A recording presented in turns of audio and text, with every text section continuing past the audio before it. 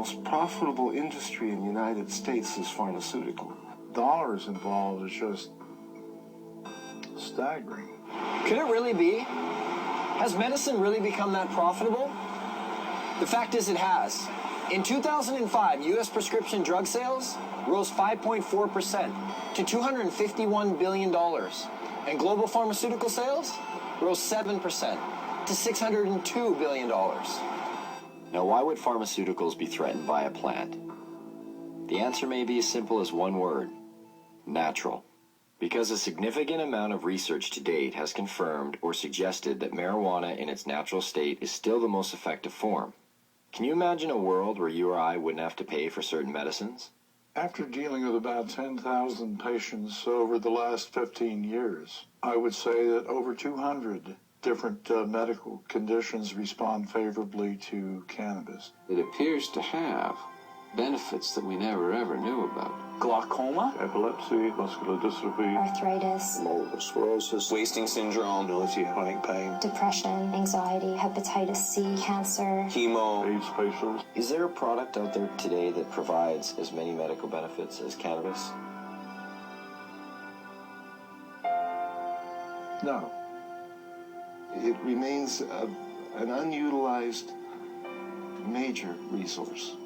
The way to riches in the pharmaceutical industry is to have a drug which can be patented. Cannabis is problematic right from the start because it's a multi-molecule drug. In 1930, it wasn't possible to patent plants, and that's the reason that pharma never picked up on this, because by synthesizing and owning compounds, that's where the profit motive comes into the pharmaceutical industry. The patent in the United States lasts for 20 years. Well, you can charge whatever you want at that time, and that's where you make the killing. There's no money to be made off natural plants. If you can use a natural medicine that you can grow in your own home, which costs pennies to use, you're going to do that. You need water and dirt. Not only that, you have that plant forever. Prime motivation behind any drug company is to make money, and as much money as possible. They're corporations, and corporations, everybody knows that it's like that diffusion of responsibility thing. There's so many people working for corporations that they lose their humanity.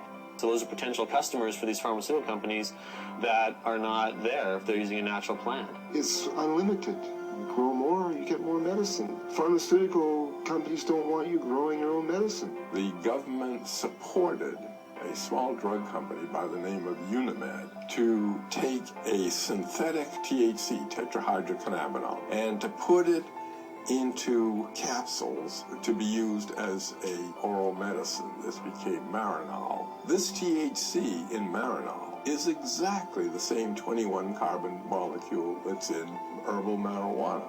But it's not the same as medical marijuana. It's not a crude mixture of things, and there's no guarantee that you get the same results. You can make a synthetic delta-9 tetrahydrocannabinol in a test tube. It'll have exactly the same number of atoms and the same arrangement. But how in the test tube can you put the electron spins together, the subatomic quirks and quarks, if you like, of that compound in the same way that a biological enzyme system will put it together? It can't happen. In the case of a synthetic compound, if it's only an ingredient from the cannabis, they can formulate that as a drug and make a lot more money out of it. We're confused that if, you keep hearing that there's no scientific proof to medicinal benefits of marijuana, why are there drugs like Marinol on the market? Why do they even exist? Well, that's part of this double talk about it. If we take and change it a little bit so you believe it isn't marijuana, then it's okay. It's a great medicine. They're trying to make marijuana into medicine because it is medicine. Why did the government actually grow marijuana? I mean, the government has had marijuana programs that existed since the 70s. It's impossible for me to believe that the government even believes their own propaganda. What I do believe is this, that you can fool some of the people some of the time, and they're doing an excellent job of that. And for all the claims of these drugs being a more viable medicine because there's no high, we checked some of the side effects. For Marinol, dizziness, feelings of exaggerated happiness, drowsiness. Last time I checked, those were signs of getting high. If it is indeed side effects of marijuana that are preventing the pharmaceutical world from accepting marijuana as a viable medicine, then they better start paying more attention to the products they've been marketing for years.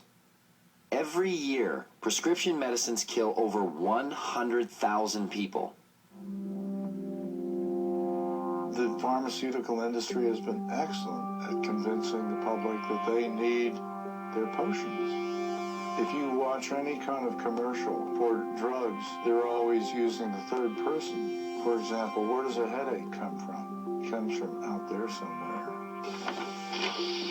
Don't sell the steak, sell the sizzle. How many people in this country alone are addicted to antidepressants?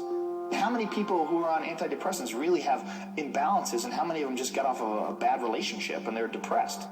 It seems to be acceptable to give people something as long as you're wearing a white smock or you've given them a legal prescription. Doesn't matter how deadly the particular drug might be in terms of side effects. What we call modern medicine is actually alternative medicine because it's highly experimental, it's often dangerous, often toxic, and it kills a lot of people. To me, it's crazy. There's a lot of stuff out there that'll affect you in different ways. Look at aspirin, heroin, both invented by Bayer. I thought heroin came from opium seeds. Just natural effect of opium, you keep making it more and more concentrated. No, you have to add certain chemicals to it and tweak it a certain way. It doesn't just come from opium itself. What was heroin made for? As a cure for morphine addiction and coughs. Heroin, the sedative for coughs. Pseudoephedrine. That's the main ingredient in methamphetamine, is to cure the cough, the cold. If you get a cold, oh, I think I'll do some meth. When you look at it from a large perspective, like, what's weed? Even Francis Young, the DEA's own judge, who took medical testimony for over 2 weeks, made this statement. Marijuana, in its natural form, is one of the safest, therapeutically active substances known to man. Yet, despite this, and the ever-mounting number of real-world patient success stories, cannabis remains listed as a Schedule I narcotic. Under that category, marijuana is classified as having no known medical value.